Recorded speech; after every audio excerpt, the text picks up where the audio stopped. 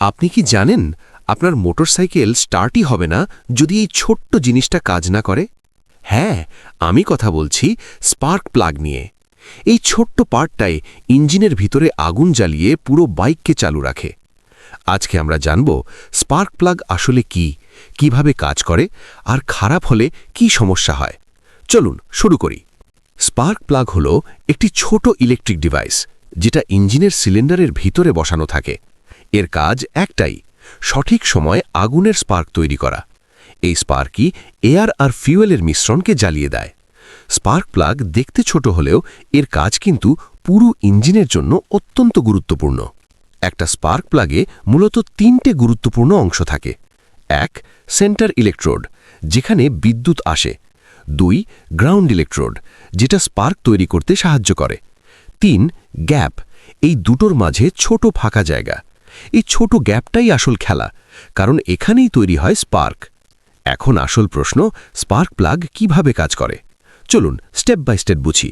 Step 1, bike start দিলে battery থেকে বিদ্যুৎ তৈরি হয়। স্টেপ 2, এই বিদ্যুৎ যায় ইগনিশন কয়েলে। স্টেপ 3, ইগনিশন কয়েল সেই বিদ্যুতের ভোল্টেজ 1000 গুণ বাড়িয়ে দেয়। স্টেপ 4, তারপর সেই হাই ভোল্টেজ বিদ্যুৎ স্পার্ক প্লাগে পৌঁছে। স্টেপ 5, স্পার্ক প্লাগের 2 ইলেকট্রোডের মাঝে জাম্প করে একটা স্পার্ক তৈরি হয়। এই স্পার্ক এতটাই গরম হয় প্রায় 8000 ডিগ্রি সেন্টিগ্রেড পর্যন্ত। এখন দেখুন আসল মজাটা কোথায়।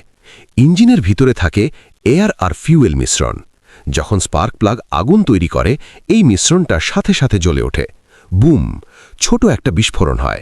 এই বিস্ফোরণ পিস্টনকে নিচে ঠেলে দেয়।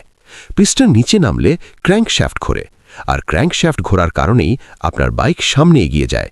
এই পুরো প্রক্রিয়াটা প্রতি সেকেন্ডে অনেকবার ঘটে। যদি স্পার্ক প্লাগ ঠিকমতো কাজ না করে তাহলে কি হবে? ইঞ্জিন স্টার্ট নিতে দেরি করবে, বাইক ঝাঁকুনি দেবে, ফিউয়েল বেশি খরচ হবে, মিসফায়ার হতে পারে, কখনো কখনো বাইক একদম স্টার্টই নেবে না। কিছু সহজ টিপস। 8000 থেকে 10,000 কিমি পর স্পার্ক প্লাগ চেক করুন। ময়লা জমলে পরিষ্কার করুন। বেশি পুরনো হলে পরিবর্তন করুন। ছোট খরচ কিন্তু বড় সমস্যা থেকে বাঁচাবে। তো আজকে আমরা জানলাম একটা ছোট্ট স্পার্ক প্লাগ কিভাবে পুরো বাইক চালায়। ভিডিওটা ভালো লাগলে লাইক দিন, আর এমন আরও ভিডিও পেতে সাবস্ক্রাইব করুন। ধন্যবাদ।